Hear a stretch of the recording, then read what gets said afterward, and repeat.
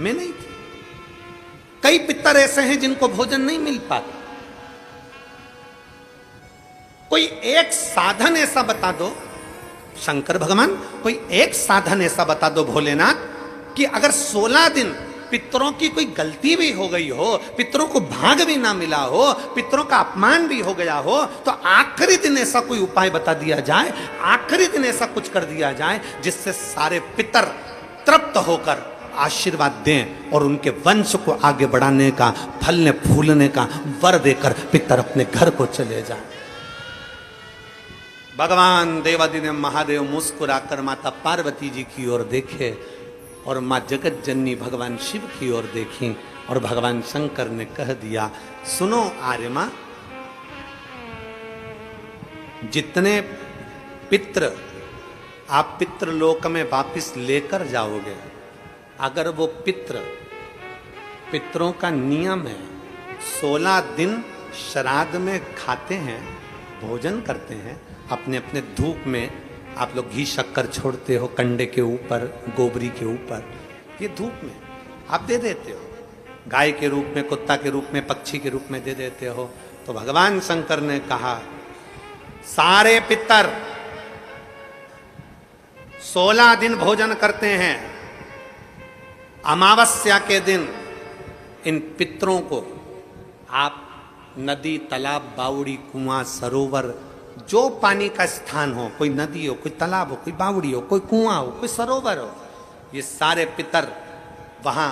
पानी पीने के लिए आते हैं। जल पीने के लिए पितर पहुंचेंगे, अपने गांव में जो नदी है, तालाब है, बावड़ी है, कुआं है, हैंडपंप है, हाथसी है, जो है उसके पास में ये जल पीने के लिए पहुंचेंगे। तो सुनो आर्यमा स्वामी, अगर संसार में रहने वाला मनुष्य पितृपक्ष की अमावस्या को, पितृ मोक्ष अमावस्या को, जो कि कल 2 अक्टूबर की है, पितृपक्ष की अमावस्या, पितृमोक्ष अमावस्या जो कि कल 2 अक्टूबर की है, अगर पितृपक्ष अमावस्या के दिन प्रदोष के समय पर, प्रदोष का समय जानते हो ना, सूर्यास्त के समय जब होता है प्रदोष का समय, अगर घर का व्यक्ति एक घी का दीप लेकर उस जलाशय, नदी, तालाब, बावड़ी, कुआं, हैंडपंप जो उसके पास में हो, जो जलाशय पास में हो, वहां पहुंचकर प्रदोष काल में दक्षिण की ओर दिया जो लगेगा उसमें बत्ती लंबी लगेगी, गोल बत्ती नहीं। कौन सी बत्ती? लंबी बत्ती। लंबी बत्ती जानते हो सब लोग? कपास की जो बाती होती है वो लंबी वाली, गोल बाती नहीं, फूल बाती नहीं, लंबी बाती। कपास की बाती को लंबा कर कर वो बाती घी के दिए में रखकर, बाती का मुख दक्षिण का कर कर अगर दीप प्रज्वलित किया जाता है तो वो घर के पितर कभी बद्दुआ नहीं देते, उन पितर आशीर्वाद देकर ही जाते हैं। हमसे अगर अपमान हो गया, भोजन ना करा पाए, भाग ना दे पाए, कुछ तकलीफ हो गई, कोई कष्ट आ गया, हम हमारे पूर्वजों को नहीं पूछ पाए, तो पितृ मोक्ष अमावस्या के दिन मतलब कल 2 अक्टूबर को शाम के समय प्रदोष काल में अपने पास में जो नदी हो, अपने पास में जो बावड़ी हो, अपने पास में जो कुआं हो, अपने पास में जो हापसी हो, अपने पास में जो हो तुम्हारे नजदीक में, और अगर कुआं, बावड़ी, हापसी, तालाब कुछ भी नहीं हो तो पीपल का पेड़ या बट का बट वृक्ष या पीपल का वृक्ष या बेलपत्री का वृक्ष, इसके नीचे, अगर तालाब, नदी, कुआं, बावड़ी नहीं है तो उस वृक्ष के नीचे अगर दक्षिण की ओर बाती का मुख कर दिया जाए और वहीं पर बाती को जला दिया जाए, उस दीपक को प्रज्वलित कर दिया जाए और अपने पूर्वजों को प्रणाम कर कर वापिस अपने घर पर आइए, पितृ दोष कभी नहीं हो सकता, पितृ शांत ही रहे,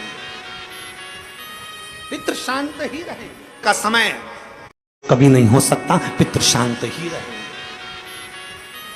पितृ शांत ही रहे। भगवान शिव कहते हैं, सुनो आर्यमा स्वामी, ये प्रदोष काल का समय